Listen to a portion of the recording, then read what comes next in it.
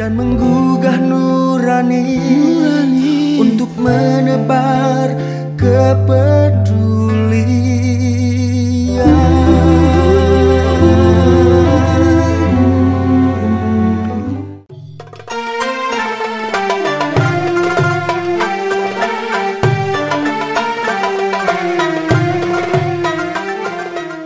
A'udzu billahi minasyaitonir rajim. Ya ayyuhalladzina amanu idza qumtum ila sholati faghsilu wujuhakum wa aydiyakum ilal marafiqi wamsahu bi ru'usikum wa arjulakum ilal ka'bayn wa in kuntum junuban fattahharu wa in kuntum marda aw ala safarin aw jahadum minkum minal ghaiti aw lamastumun nisaa falam tajidu ma'an fatayammamu sa'idan tayyiban famsahu biwujuhikum wa aydikum min ma yuridullahu liyaj'ala 'alaikum min harajin walakin yuridu liyutahhirakum wa liyutimma ni'matahu 'alaikum la'allakum tashkurun. Shadaqallahul azim. Assalamualaikum warahmatullahi wabarakatuh. Alhamdulillah wassalatu wassalamu ala Rasulillah. Wa la haula wa la quwata illa billah. Asyhadu an la ilaha illallah wahdahu la syarikalah wa asyhadu anna Muhammadan abduhu wa rasuluhu la nabiyya ba'dah. Amma ba'du. Pemirsa PKPU TV yang dirahmati Allah Subhanahu wa taala, kembali berjumpa dengan saya Muhammad Suharsono dalam program Wisata Kolbu episode ke-48. Pemirsa PKPU TV yang dirahmati Allah Subhanahu wa taala, pada episode kali ini kita akan membahas tema tentang keramas dengan sampo dalam mandi junub, apakah sebuah keharusan? Rinciannya, penjelasannya, tetap bersama saya dalam program Wisata Kolbu.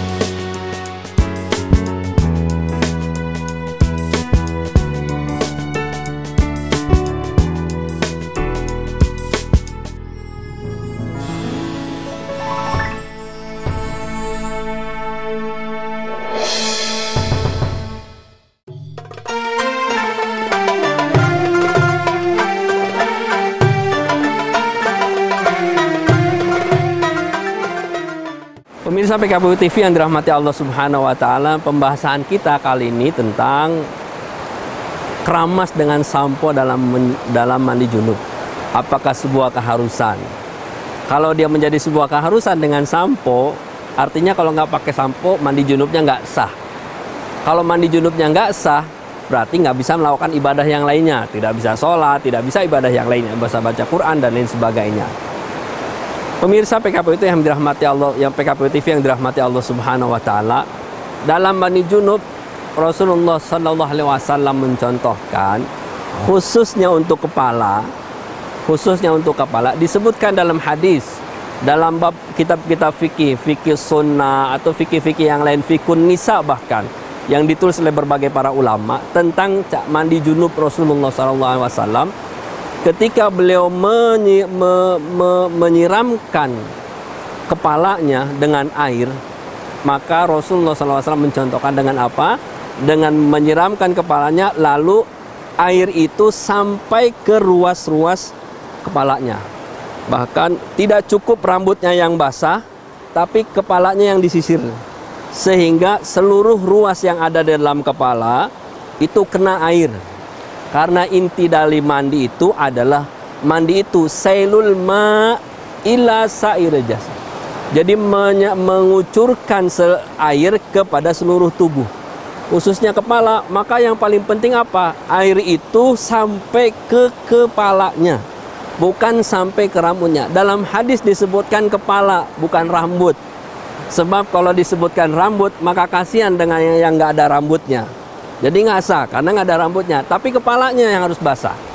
Sehingga ikhwati iman yang dirahmati Allah Subhanahu Wa Taala, pemirsa PKP yang berbahagia, begitu mandi junub, siramkan air ke atas kepala, lalu gosokkan semua kepalanya sampai seluruh ruas-ruas yang ada di dalam kepala itu kena air. Kalau rambutnya panjang kena. Bagaimana kalau wanita yang rambutnya panjang lebih? Maka dia nggak mesti seluruh rambutnya dibasahin, cukup dengan apa? Kepalanya yang paling penting. Kepalanya itu kena, seluruhnya kena, maka itu sudah sah mandi junubnya. Jadi kalau nggak pakai sampo, sah apa nggak? Sah mandi junubnya, selagi air itu kena ke kepalanya. Tapi kalau airnya nggak kena kepala, maka nggak sah. Oleh sebab itu yang paling penting dari mandi junub itu adalah untuk kepala, airnya sampai di kepalanya, di ruas-ruasnya semua dibasahin. Yang rambutnya panjang maka harus diusahakan dibasahin. Nah, di Indonesia ini tradisinya melakukan aktivitas seperti itu disebut dengan keramas. Dan kalau keramas mesti pakai sampo, maka terkesan bahwa mandi junub itu harus pakai sampo, mandi junub itu harus keramas. Jadinya nggak sah kalau nggak keramas, nggak pakai sampo. Pemirsa PKP itu yang dirahmati Allah Subhanahu Wa Taala, padahal yang dicontohkan oleh Rasulullah SAW apa?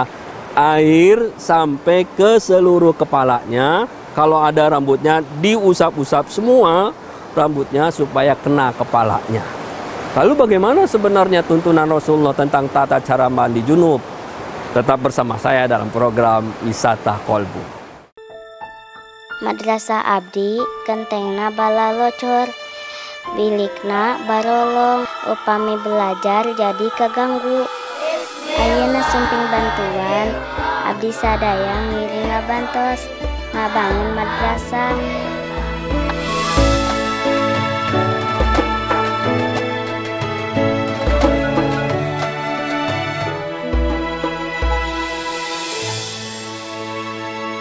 Alhamdulillah sudah. Alhamdulillah sudah. Alhamdulillah sudah.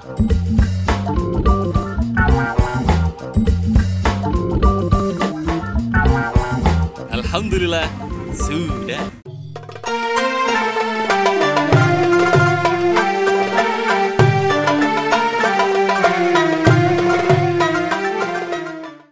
Pemirsa PKPU TV yang dirahmati Allah Subhanahu Wa Taala, tadi saya sudah sampaikan bahwa dalam mandi junub itu tidak mesti keramas dengan sampo, tapi cukup dengan air itu disela-selakan ke seluruh kepalanya. Kemudian pemirsa PKPU TV yang dirahmati Allah Subhanahu Wa Taala, dalam mandi junub ada 2 rukun yang harus dipenuhi. Yang pertama, rukun pertama adalah niat. Karena Rasul SAW telah bersabda, innamal a'malu bin niyat, al-hadis. Sesungguhnya setiap perbuatan itu tergantung dengan niatnya. Sehingga niat menjadi faktor utama dalam melakukan satu aktivitas. Kalau mandi tanpa ada niat, maka tidak bisa dikatakan mandinya sah. Karena dia rukun. Rukun itu sama dengan wajib. Jadi niat sebelum mandi, dan niat itu adanya di awal. Tidak mesti dilafazkan, tapi cukup disebutkan di dalam hati, lalu dilakukan. Innamal a'malu binniyat wa innamal likulli imrin ma nawa, al-hadis. Kemudian yang kedua, rukun yang kedua adalah sampainya air ke seluruh tubuh, seluruh tubuh. Jadi dipastikan dari ujung rambut sampai ujung kaki air itu sampai. Semuanya tidak ada yang luput dari kena air. Sampai kalau ada rambut sela-selanya, kemudian telinga, kemudian jari, termasuk juga jari kaki. Sela-sela di jari-jari itu harus kena dalam air. Itu rukunnya. Jadi semua tubuh yang itu semua sampai air itu sampai kepada tubuh itu. Itu rukunnya. Lalu bagaimana tata cara mandi junub sebenarnya? Pemirsa PKP TV yang dirahmati Allah Subhanahu wa taala. Kalau sudah niat, maka yang pertama dilakukan dalam mandi junub adalah pertama mencuci kedua tangan, membasuh kedua tangan. Ini sebanyak 3 kali. Kemudian mencuci kemaluan, dibersihkan kemaluannya sampai bersih, semua bersih, dipastikan sudah bersih. Lalu setelah bersih maka berwudu sama dengan wudunya mau sholat, dengan kesempurnaan wudunya, menyempurnakan semua organ-organ tubuh yang wajib dan sunnah dalam berwudu. Semua wudu harus kena, disempurnakan wudunya. Lalu setelah berwudu, kemudian adalah menyiramkan air ke kepalanya sebanyak 3 kali. Disiramkan air kepalanya, dan jangan lupa bahwa seluruh rambut harus dipastikan kena air, sehingga dia harus disela lagi terus sampai semuanya terkena air. Lalu setelah menyiram rambut kepalanya sebanyak 3 kali, baru disiramkan seluruh tubuhnya dengan diawali tubuh yang bagian kanan. Pertama sebelah kanan dulu, lalu kemudian sebelah kiri, baru kemudian seluruh tubuhnya kena air. Itu tata cara mandi. Jadi saya ulangi, yang pertama cuci kedua tangan, kemudian cuci kemaluan, kemudian basuh siram air ke kepala sebanyak 3 kali. Kemudian setelah 3 kali siram seluruh tubuh, diawali sebelah kanan, lalu kemudian sebelah kiri, baru semua basah. Kalau mau pakai sampo, setelah itu. Kalau mau pakai sabun setelah itu bersih. Pemirsa PKP TV yang dirahmati Allah Subhanahu wa taala, apakah sama hukum mandi besar bagi wanita dan pria? Hukumnya sama tata caranya, tidak ada tata cara yang berbeda. Saya sabik mengatakan sama antara bagaimana mandinya perempuan dengan mandinya laki-laki. Hanya kalau perempuan, bagi yang rambutnya lebih panjang, maka cukup dengan kena air itu ke atas kepalanya saja. Itu cukup, itu sudah dianggap cukup. Bagaimana kondisinya jika tidak ada air? Karena pada masa Rasulullah SAW tidak ada air, sehingga seorang sahabat ketika dia dalam keadaan junub lalu ingin mandi, tidak ada air, maka dia menceritakan kisahnya kepada Rasulullah dengan cara apa? Membersihkan dengan berguling-guling di atas tanah, supaya bisa sah sholatnya berguling-guling di atas tanah. Lalu kata Rasulullah SAW, apabila tidak ada, Allah Subhanahu wa taala juga menegaskan dalam Al-Qur'an, apabila tidak mendapatkan air, fatayammamu sha'idan thayyiba. Kalau tidak ada air, maka cukup tayamum. Tayamum ini sebagai pengganti dari bersuci, baik itu dengan wudu maupun mandi. Wudu atau mandi ketika untuk bersuci, jika tidak didapatkan air sama sekali, maka boleh dengan tayamum. Bagaimana cara tayamum? Cara tayamum adalah dengan cara apa? Sha'idan thayyiban. Sha'idan itu debu yang di atas tanah, cukup dengan debu. Kalau di rumah juga ada debu, tempelkan tangannya ke atas debu. Bahkan Rasulullah setelah ditempelkan ada debu di tangannya, Rasulullah merintahkan apa? Meniup, ditiup. Artinya apa? Islam mengajarkan kebersihan, bukan berarti ada debu lalu setelah itu apa? Masuk ke muka lalu ke tangan, kotor semuanya, udah nggak ada air, kotor lagi, enggak. Tapi setelah debu ditempelkan ke tangan, lalu ditiup, bahkan dikrok, lalu apa? Dibasuh. Ya. Fatayammamu sha'idan thayyiban.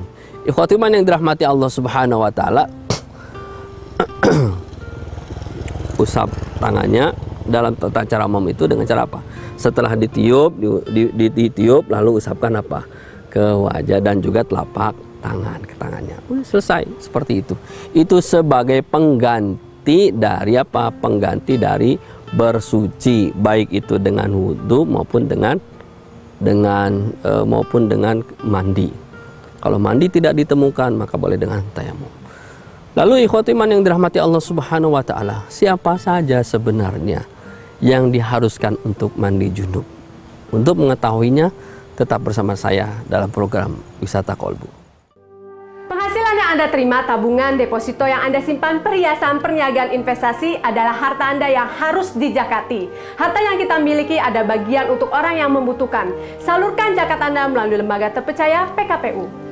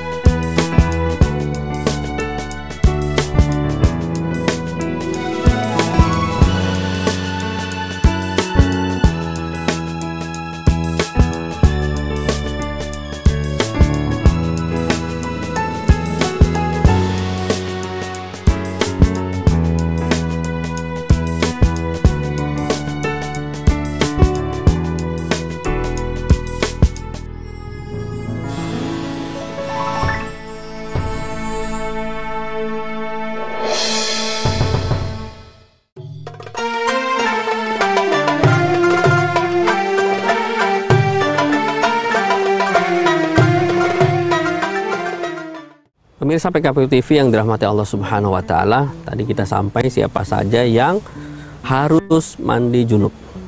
Yang pertama orang yang harus mandi wujub adalah orang yang keluarnya air mani, baik laki-laki perempuan, disertai syahwat dikarenakan mimpi.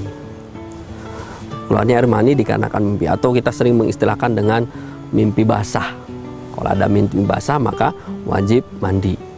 Rasulullah SAW bersabda, al-ma'u minal ma'i.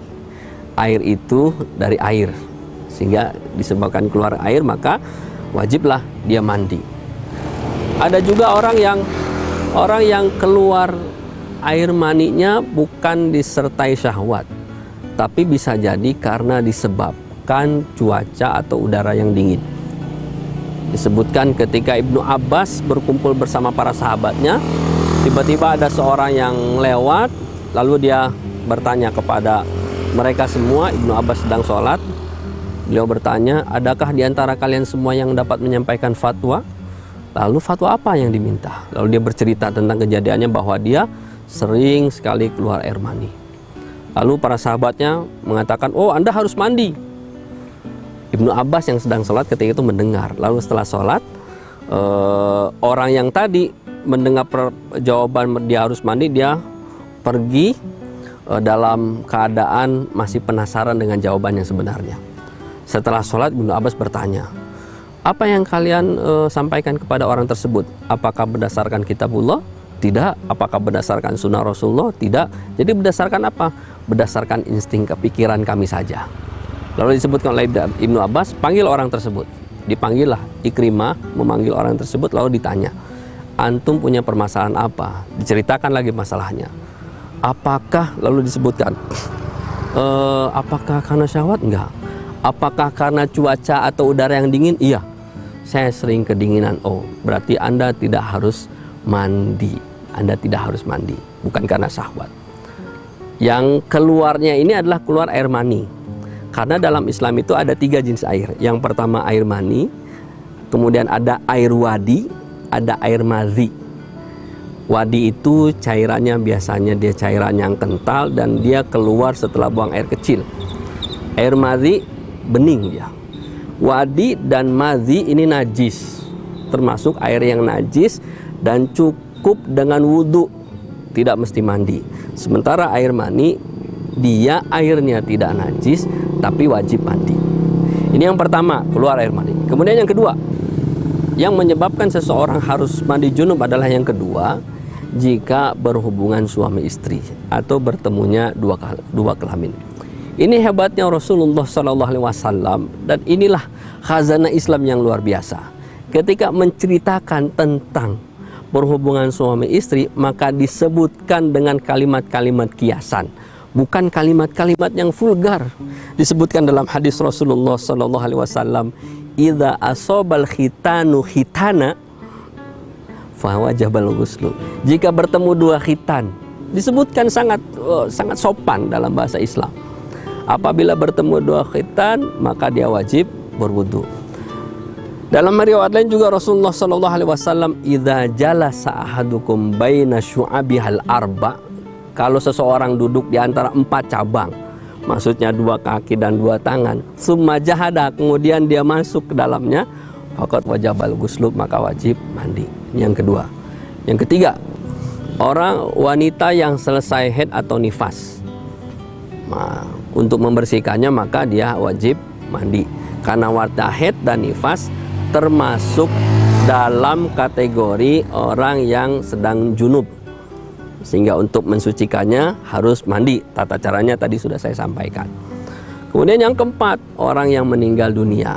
Orang yang meninggal dunia bukan dia yang mandi, tapi dia harus dimandikan dengan tata cara mandi besar.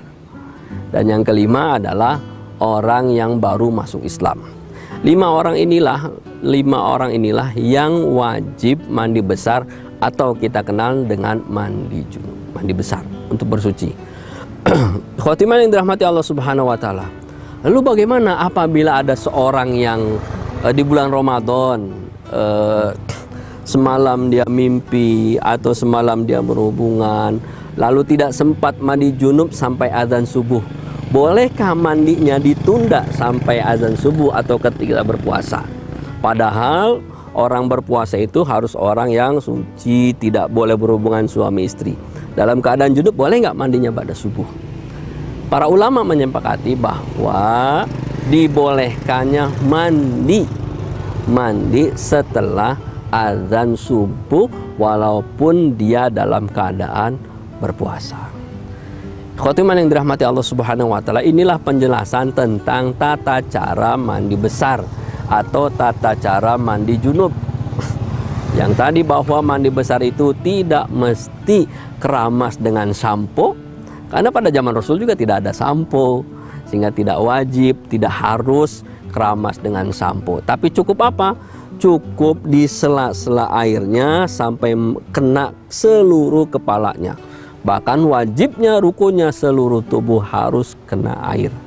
Ikhwatiman yang dirahmati Allah Subhanahu wa taala, inilah Islam memandang bahwa kebersihan, kesucian itu sangat penting. Bahkan Rasulullah sallallahu alaihi wasallam menyampaikan at-tuhuru syatrul iman, bahwa bersuci itu, kesucian itu sebagian dari iman. Bahkan Rasulullah sallallahu alaihi wasallam menjadikan syarat sah untuk ibadah adalah bersuci. Mudah-mudahan Allah Subhanahu wa taala menjadikan kita kelompok orang yang disucikan oleh Allah Subhanahu wa taala, karena kita gemar bersuci, karena kita gemar mensucikan diri kepada Allah Subhanahu wa taala, sehingga orang yang suci lebih dekat kepada Maha Suci. Mari kita berdoa kepada Allah Subhanahu wa taala, mudah-mudahan Allah mengabulkan doa kita. A'udzubillahi minasyaitonirrajim. Bismillahirrahmanirrahim. Alhamdulillahirabbil alamin. Hamdan yuafi ni'amahu wa yukafi'u mazidah. Ya Rabbana lakal hamdu kama yanbaghi li jalali wajhikal karim wa azimi sultani. Allahumma ighfir lana dhunubana wa israfana fi amrina wa tsabbit aqdamana wansurna 'alal qaumil kafirin. Rabbana hab lana min azwajina wa dzurriyyatina qurrata a'yun waj'alna lil muttaqina imama. Rabbana zalamna anfusana wa illam taghfir lana wa tarhamna lanakunanna minal khasirin. Rabbana atina fid dunya hasanah wa fil akhirati hasanah wa qina adzabannar. Subhana rabbika rabbil izzati amma yasifun wa salamun alal mursalin walhamdulillahi rabbil alamin. Khotimah yang dirahmati Allah Subhanahu wa taala, demikian episode kita pada kali ini. Sampai berjumpa pada episode yang berikutnya. Wassalamualaikum warahmatullahi wabarakatuh. Dan menggugah nurani untuk menebar